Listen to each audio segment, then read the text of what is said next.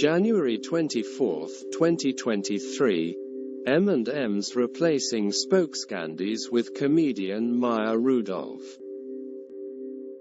The company said it has put a pause on the mascots after a rebrand broke the internet.